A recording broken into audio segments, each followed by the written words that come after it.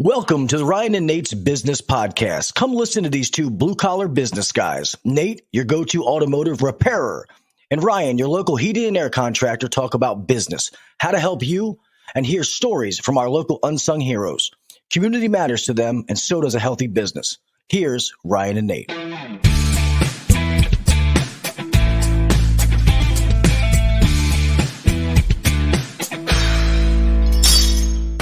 Hey everyone, thank you for joining our podcast. Today we have Will Lowe. Will is a restaurant connoisseur. He owns 2 local restaurants. If this guy is doing business in our area, if anyone's doing business in our area, it is this guy. He is managing, you have like 12 kids, a home, renovations, restaurants. You're buying restaurants, you're taking over restaurants, you're making them better, and you're being a staple in our community. So thank you, Will, for joining us on this podcast. Yeah, Will, it's awesome having you, man. To actually get to know you, I've been at your restaurants, so it's actually cool to be able to get a chance to know your story a little bit. So, Will, tell us the name of your restaurants and the name of them and what the niche is, I guess. Like, what do you serve? Yeah, well, thanks, guys, for having me. It's a pleasure to be here. It's a pleasure to be a part of the Urbias community and to have restaurants here as well. The first restaurant that I had was started 3 years ago, called Rathskeller, located in Elk Ridge. It is Howard County's only German restaurant. And obviously we serve German street food, schnitzels, wursts, do a lot of beer, and do some German, Austrian wine, and handcrafted cocktails. We partner with Myrtle Woods Farms, which is located in Elk Ridge, across the street, actually, from where we are located. And we also partner with a local beef farm out in Western Howard County. And we try to use those products as much as we can. And we're really known for platters. So people come in with a group of friends or their family, and they can get a bunch of different things and just have a grand old time. Platter it up. That's a good idea, because some of my friends that I'm like, hey, you got to try out this German restaurant. They're like, I don't like German food. And I'm like, you've never even had German food. But that's a good sell. Yeah, and when I went there, they did a great job of like telling me like what to put on the platter, like to make it so that, like, because I don't know if it's just me, but sometimes when I go to restaurants and I don't know what I'm doing, I love someone to guide me through it. So I needed that when I went into Rathskeller. Absolutely, it was great. Are you that same way, Will? When you go to a restaurant, you're like, oh, I want them, or are you picking what you're ordering? It depends on what restaurant I go to. Sometimes I know what I want. Sometimes I don't. So when I don't, and I'm not feeling particularly picky, sometimes I just don't even look at the menu and I say, pick something for me. Okay. But so yeah, that was 3 years ago. And then Rathskeller's that one. What's the next one? And what's the next one after that? You got a third one coming? What do you got? I'm in talks for a third one, but what? Are you allowed to tell us what it is? The only thing that I can say is it's a cocktail bar concept. Great. Love it. Great. And what area? And the Arbutus area, Elk Ridge, which direction you going? Ellicott City. Ellicott City. Okay. So it's still not finalized yet, so I don't want to jump too far ahead, but that is we're hoping that works out. Hey, if they're anything like the cocktails at Rathskeller, I tell people to go there alone for the cocktails. We took a cocktail class there. You let my wife and I do that, and that was super fun. And then that got her like kick charged on like making cocktails. And you know what happens after the wife's had a couple cocktails. Yeah. So, yeah, thank you, Will. So now she's got her own little cocktail set. That's awesome. It's great. Did you immediately go and buy this cocktail set, Ryan? Dude, yeah. She's playing checkers. I'm playing chess. Okay, I knew what I was doing. Let's go. No, it's a good hobby of hers, and she loves it, and I love that she loves it because it's really fun. And she'll make her own cocktails, and I get to try them. Like, it's the best thing ever. Right. So thank you, Will, for allowing us to have that class, because that was really fun. And I don't know if your GM is a mixologist, but that's what I tell everyone, because homegirl's making her own like lavender extract and like putting like tea bags into tequila bottles to make it taste this way. I'm like, what is going on? Right. So a lot of that stuff that is in our cocktails comes from Myrtle Woods Farms too. Okay, cool. So they provide us with that lavender and the different flowers that we use and the different herbs and stuff like that. Is that harder, or I noticed the trend years ago of restaurants going to like locally sourced stuff, and I just support that. I think that's amazing. Yeah. Would it be easier for you to just order it from some big supplier? Is it extra work to like create these networks of local people? Yeah, absolutely. It is harder, but it's more sustainable and it supports local like families, you and I, that are running these farms. You know, it's the Rogers family. It's Bill and Ryan Rogers, and they have 2 kids, about our kids' age. And the whole idea of supporting them is they're growing stuff organically that we know how they're growing it. The quality is very high. The price might be comparable to a distributor, but it's not really about that. It's about putting money directly into their pockets and supporting them and having that brand and having that freshness that's in our restaurant, instead of having a local distributor that is distributing, I don't know, lettuce that comes halfway across the country. Right. You don't have to ever worry about E. coli or that kind of stuff. The lettuce farm is run by, nothing against billionaires. But, the cartel. Yeah. Nothing against billionaires or rich people, but, we don't know who this money is going to. Whereas when I buy the lettuce from Myrtle Woods Farms, I know that this lettuce is paying for their kids, school and their summer vacation that they're going to take or whatever. Right. I love it. I love it. The fact that there's like a cycle that goes around. Cause that's why I would rather go to a restaurant like yours than a big chain that I could get anywhere in the country. Sure. Because I love going to local restaurants. I'd rather find, when my wife and I visit somewhere, I'd rather find that little hole in the wall place that's local. And it's really cool that you're doing local, creating that, but then you're also getting things locally. Yeah. So it's a circle of life kind of thing. Nothing screams Austin, Texas than the local Applebee's, right? Right. No one goes on vacation and says, yeah, I checked out the Olive Garden. Yeah, right. Yeah, when you're going to Austin, Texas, maybe you'll pick up a local brisket, or when you're going to LA. Yeah. When I went to Houston, I went to the Pit, and that joint was the best barbecue I've ever had in my life. Exactly. So it's, I don't know. It's just, why not is what I like to say when I have choices. So tell us about Martha's, and why is it named Martha's? Oh, yeah. So Martha's Cafe was, it's been open 3 months now. I took it over in May of last year. That's 2022. Basically, the place had been for sale, and then it went up to auction. Megan and I had always said when we first moved into the neighborhood, still moving our furniture in, we were like, man, we're hungry, we're tired, let's go out to eat. What's in town? There's Paul's Restaurant. Food wasn't exactly what we were looking for, but the place was nice. They had these big windows. It was right next to a movie theater. We were like, man, if this place ever came for sale, we would totally do something here.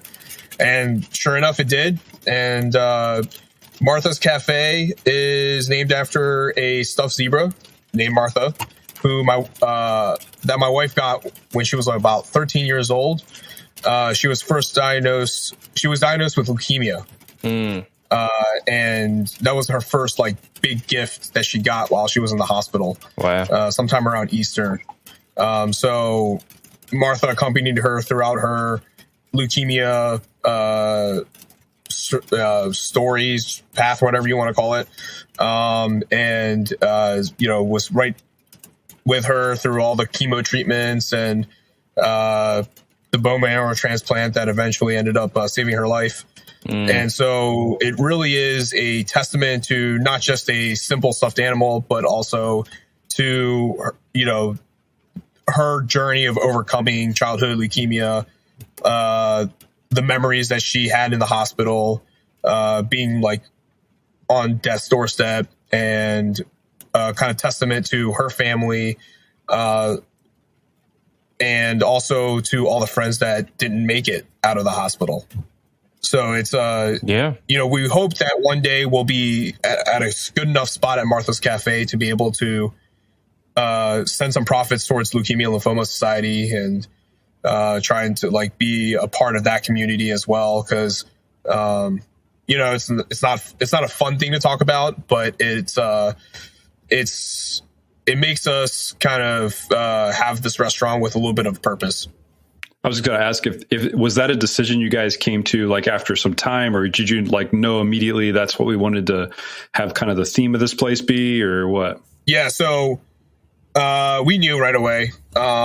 Megan's favorite, my wife Megan's favorite, kind of like restaurants and where she likes to spend a lot of our money, unfortunately, is at coffee shops. So, so we really wanted that vibe, and we love like breakfast food and diners, and, you know, the kids love pancakes. And, so we came up with this concept pretty quickly, and, with a lot of certainty that we wanted this to be like a place for families where someone could get pancakes, but someone else could get a burger. Yeah. You know, or kind of like, you know, when we go out to, we have a cabin, in West Virginia. Mm-hmm. Oh, it's not mine, but it's her family's. And there's not a lot of family run restaurants there. So unfortunately, you know, we do dine at the Denny's a lot. Yeah. But you know, that's the kind of vibe that we were going for, like a diner vibe, but updated more. Yeah. You know, that's why we call it Martha's Cafe and not Martha's Diners, because we wanted a little bit, more my style. Yeah. A little bit higher scale. Yeah, that makes sense. Yeah. Yeah. I love both restaurants. My favorite thing at Rathskeller is probably just getting a brat on that pretzel bun is unbelievable. And then like pairing that, I don't know what the drink's called. I call it the purple drink. It's got a flower in it, and I have no shame. That was called Blossoms and Bond, and okay, it was you don't have to say the name drink to everybody. It's Blossoms and Bond. That was a killer drink. It's currently shelved for the season. Oh, scarcity, a little scarcity. I like it. It makes people like, oh yeah, I need to make sure Well, I've been doing keto for the last month, really the last month and a half, and but I was trying the Ashley in the Country the last time I was there, and that was really good too. But I can go to Rathskeller no problem, because I can just get like 2 brats and I'm happy. But like as far as keto friendly, I haven't been going out as much. I think my favorite thing at Martha's is it's called Martha's Breakfast, right? Yep. Is that Martha's Breakfast. That's my favorite thing. The home fries, side of scrapple, the eggs. That's where I'm at. Oh, and you put this amazing stuff on the toast. It's like like sweet. What is it? It's I'm glad you brought that up. Is that's that a kind honey? Of that's maple butter. So we put a little bit of maple syrup. Oh wow! As we blend the butter. So it's like, kind of like, the 2 best breakfast condiments in one. Mix them together. Yeah.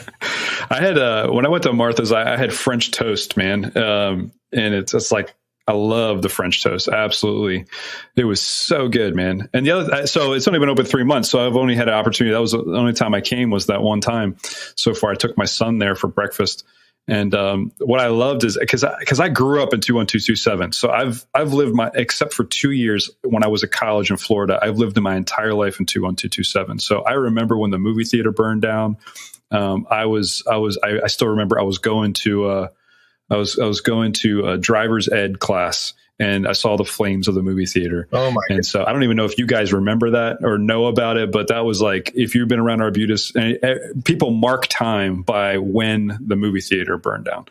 And I remember Paul's, I think it was damaged at that time. if I'm not mistaken. And then as an adult, I would meet there for breakfast with my dad and talk business in the morning at Paul's. And so when they went out of business and you came in, I was like skeptical. I was like, I don't know. Yeah. I mean, it wasn't even that I absolutely loved Paul's or anything, but it was just consistent. It was just the thing. And so coming there the other day, what I noticed immediately was, one, I walked in the door and I had like 3 people that knew me. It's like a community place. And it hasn't lost that. So walking in the door, I immediately had to walk over and say hi to 2 different people because I knew them. And I thought that was cool. And then your staff is just, I don't know how you do it, but your staff, everyone seemed excited about the food and excited about making sure I understood everything and super friendly. And I just think it is a super great vibe. I just really like the vibe. It's definitely, to me, it was definitely an improvement on what I remember from years. Well, that's great. I mean, at the end of the day, a lot of people were scared, especially the Arbutus, the locals that really liked Paul's. They were scared about what was happening, what was to come. And, I live in Arbutus. The last thing I want is to be shunned in my own hometown. So I definitely didn't want to, do that. I wanted to do a restaurant where I would be happy with what I'm doing, but I also don't want to lose all the good things that people did like about Paul's, which was that community feel, the great hospitality. And then, good food is always paramount to restaurants. I feel like you can't really run a restaurant without good food. So, yeah. And you remodeled that place too. Like you remodeled it in a way that it's not like totally different. It didn't it's like you honored the past, but it's just awesome in there. It's just totally upgraded. I love it. Yeah. We blew up the middle part, just to create a lot more space, for people to kind of walk around and see each other, for example. So, sitting at one table, you could see who was at the other end, like a free flowing thing of the restaurant. And just have a kind of, again, we got some nice, Victorian style drop ceilings. That's the kind of stuff that Megan personally likes. So, this restaurant is really just, more. So what's funny is the other day we had some people come in to take a look at the space. We're planning on doing some painted murals on the big one, on the big wall on the right hand side of the dining room. That's currently just white. So she was doing some measurements and some sketches, and she was like, when I was at the Rathskeller, I felt like that place was very masculine, and that this place is very feminine. And I was like, that's a great description. That's exactly what it is. Yeah, that's actually good. Yeah, I like that a lot. That is really, really cool.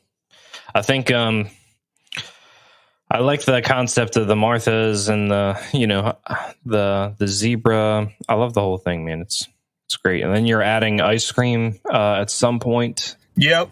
So Scoop and Paddle is this really cool ice creamery based on Clarksville, Maryland, that uses local milk. She prides herself in creating nut-free treats. And as someone whose oldest son is deathly allergic to tree nuts, that really spoke to me. So I used her ice cream at Rathskeller and obviously at Martha's too. And she basically was working out of this co-op kitchen, and the rent was going way up. And, she's just selling ice cream. So she decided to just kind of, both her kids are in college or just graduating from college. So she's kind of, overrunning that kind of concept. And she offered the ice cream concept to me, and we had the space at Martha's, a lot of nice freezer space, a lot of kitchen space for her equipment. Mm-hmm. It wasn't a lot of equipment. It was just 3 pieces of equipment. And so she occupies one wall in the back kitchen, and then move some of her ice cream dipping cases into the dining room. So if you go to Martha's right now, you'll be like, ooh, what's this? We're technically not supposed to sell it quite yet, but we are in the process of bending the rules a little bit. Yeah. If I slip you a 20, if I come in, can I get 2 scoops? Well, so we can't sell the ice cream, but that doesn't mean we can't give it away for free, right? Ah, there we go. Okay, that's even better. I don't understand what's wrong with that. That's awesome.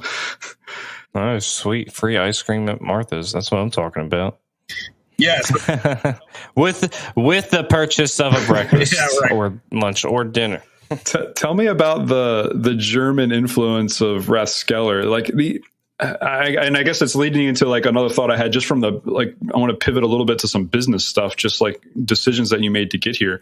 And I feel like opening multiple restaurants, many people would do it in the way of like just opening another location. Like these are wildly different fields. And so like, where did the German influence come from? And like, how is that, why is it so different than Martha's? Yeah. Well, number one, I came upon the Rathskeller. I'm not the original owner of the Rathskeller. The original owner is the current landlord who bought the building, wanted to kind of put a restaurant at the basement of the building, call it the Rathskeller. I was brought on as a consultant. I was selling wine at the time. Ryan probably saw all the empty wine bottles at the end of my driveway here on recycling day, but I thought you were just an alcoholic. No shame. It's all the good stuff. It was not in the boxes. So I was brought on as a consultant, and I told him, I was like, Rathskeller means basement bar in German. Have you ever thought about doing a German restaurant? And he was all for it. So we opened as a German restaurant in October 2019, right before the pandemic hit. When the pandemic hit, he had a very successful engineering firm that he was focusing on. And obviously with restaurants shut down, he wanted nothing to do with it. So instead of a empty space, I offered to take over the restaurant from him, and obviously he'll get the rent. And it was just a mutual kind of agreement, and it just made sense for all the parties involved. So I left my wine job to take over the Rathskeller. And I kept the German because, like I said earlier, it's Howard County's only German restaurant. So why not? Fair enough. All right. In terms of the different concepts, it just didn't make sense to have two German restaurants within 5 minutes of each other. I didn't want to cannibalize my own business. And with two completely different vibes, that's two completely different markets that I'm selling to. As long as you like good food, and nice restaurants, then, either one will speak to you. But if you're not a fan of German food, then we have Martha's. And if you're not a fan of breakfast food, then we have Rathskeller. So it's kind of goes hand in hand with my overall theme of how I run restaurants, but it is also varied enough so that if someone doesn't drink, then Martha's could be a nice place for someone to hang out. But if someone wants a beer with their dinner, then you have the Rathskeller. Yeah, it's awesome. What is your favorite local place to go to? Like that's not a chain, and then tell me your favorite chain. Like in terms of just restaurants? Yeah. Like in Arbutus or just anywhere? Man, that's so hard. There's so many cool restaurants out there. Yeah, there is. Let's see. Here's a curveball. It's a local chain. So yeah. I already know what you're going to say. Do I? Do you? I actually really like a Middle Eastern local chain called Maiwan Kebab. Yeah. Okay. That's not what I was going to think, but okay. Yeah. Nice. Lots of flavor in their food. Very. I don't know how traditional it is, but I would assume that it's pretty traditional. And price points are great. And the food is delicious, and my kids love it. So we get that about once a week. Oh, really? Wow. That's a lot for a guy who has two restaurants. Well, that's funny because if you don't want to cook yourself, they don't want to cook.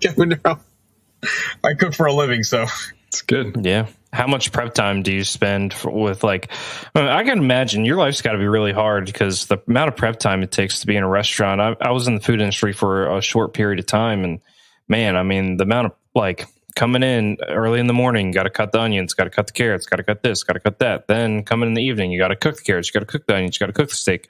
It got exhausting.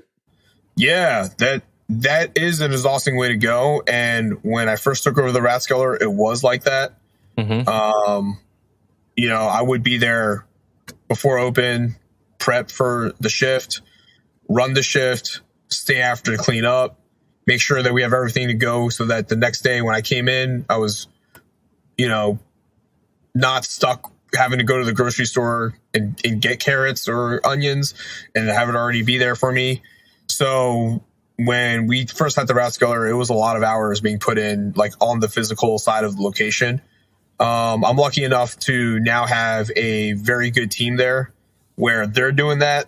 And I'm mostly focusing on Martha's or other things like doing payroll or making sure, my cash flow is good or making sure the inventory is good and hitting people up with donations or who are requesting donations or local, charities that are looking for food at their fundraiser, stuff like that. So that's as an owner, I am very hands-on. I run service. I am there at the restaurant, but not all the time like I used to be.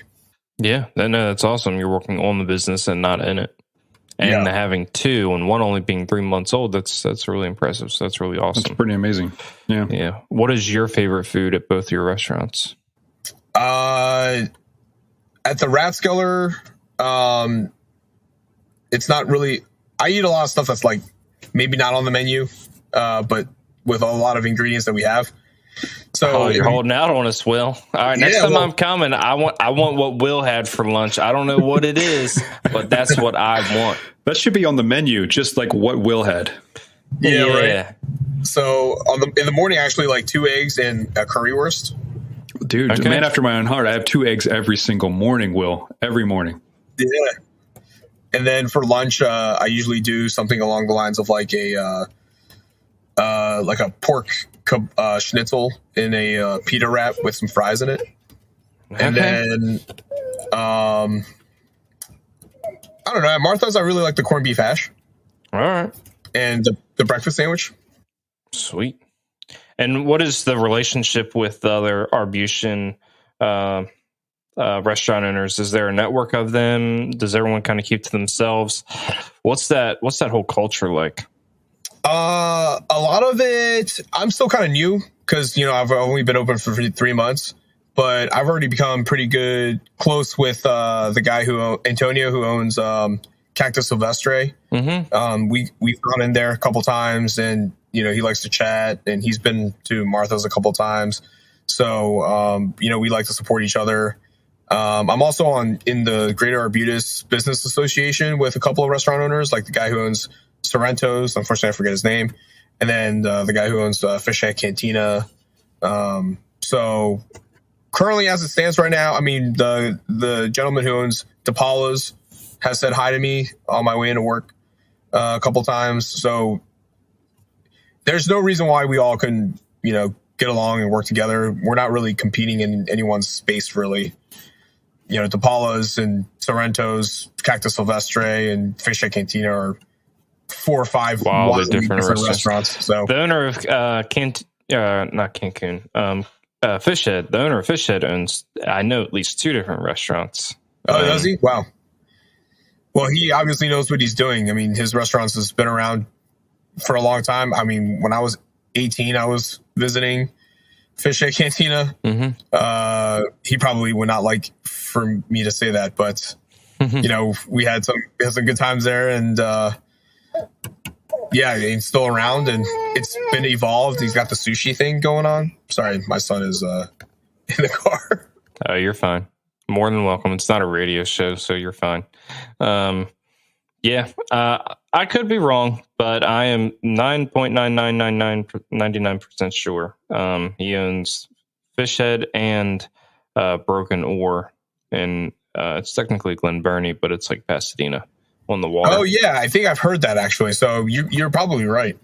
Yeah, I used to have my boat there until it sunk. Rest in peace. It's another story, Ryan. Yeah, it's a different podcast. I get it. So I got one more question, for at least one more question for Will. Yeah, we'll do one more and then we'll wrap it up.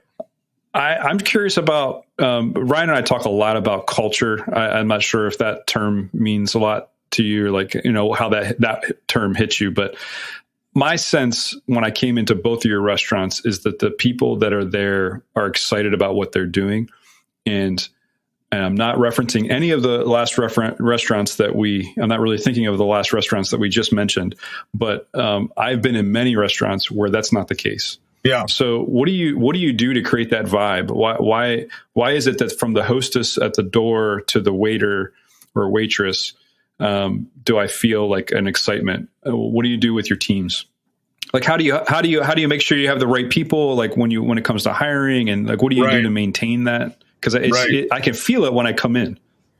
Yeah, culture is actually a very, very important part of what we're about at both restaurants.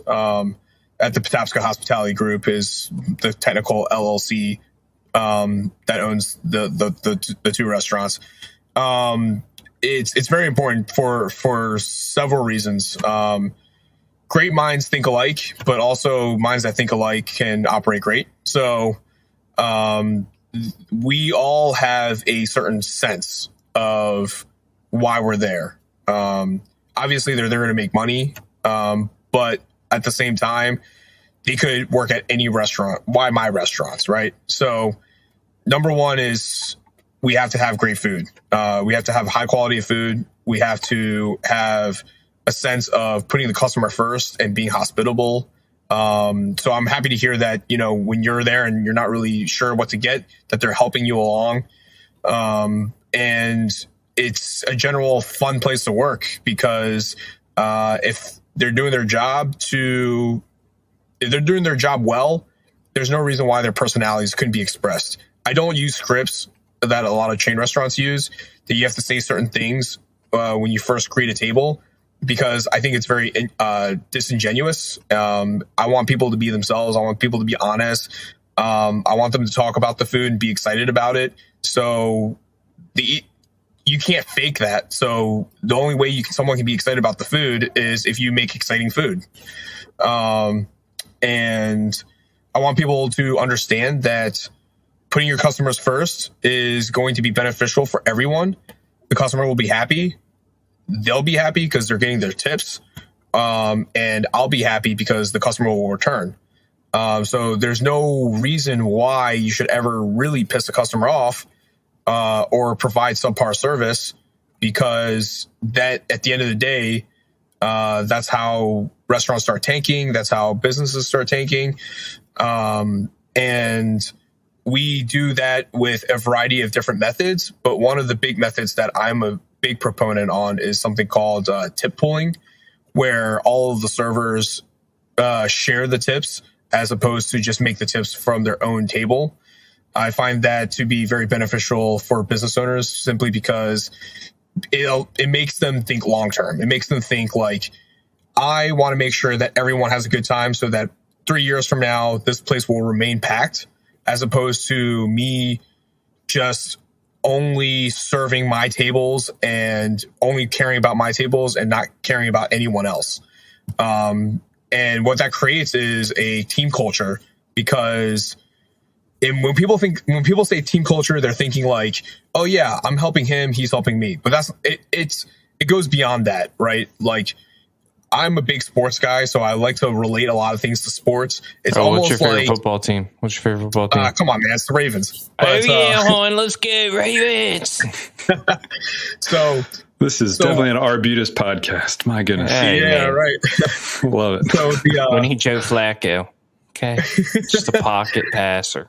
All right, good. What makes, in my opinion, for example, like, if we're talking about the Ravens defense, right? What made them so great, especially in the heyday of like Ed Reed and Terrell Suggs and Ray Lewis, was if you were on that defense and you weren't those three guys, they still made sure that you were performing to their standards, or you would hear about it from those three guys, right?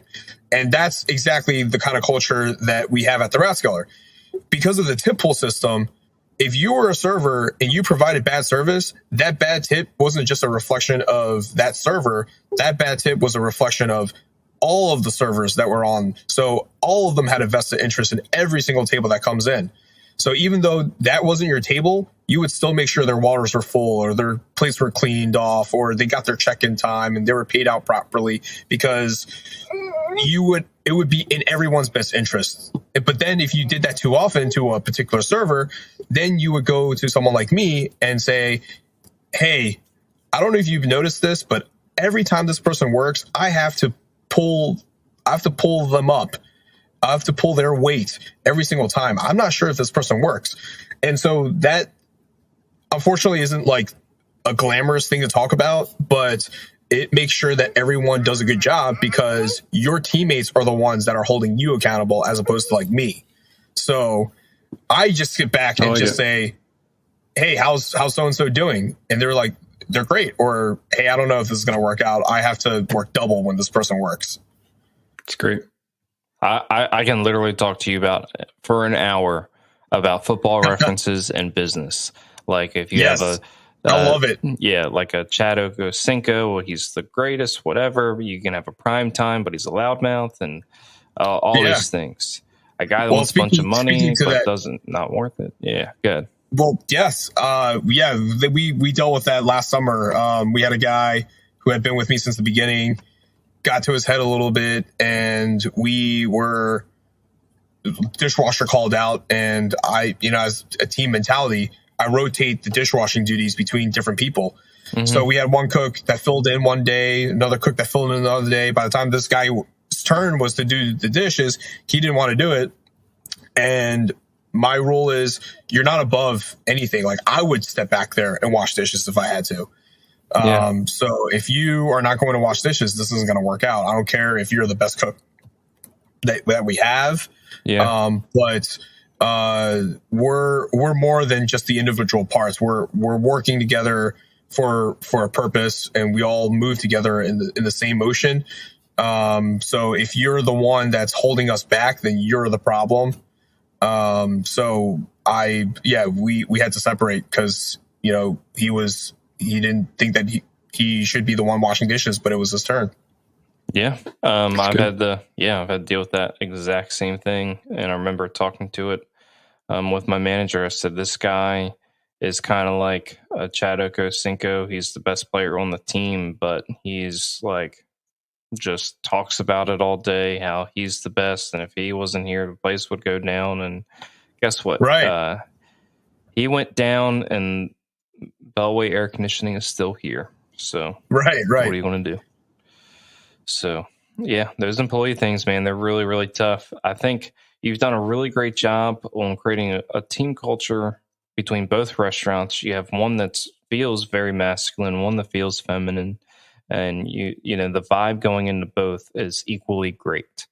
And the food in both it's local and it's high quality. So I think you've done a really good job, man. I thank you for being on the podcast with us and telling us your story, because, when people walk by, we want them to walk by and say, oh, I know the owner of that place just by listening to this podcast. Oh, I know his story. I know why it's called Martha's. I know why he started Rathskeller.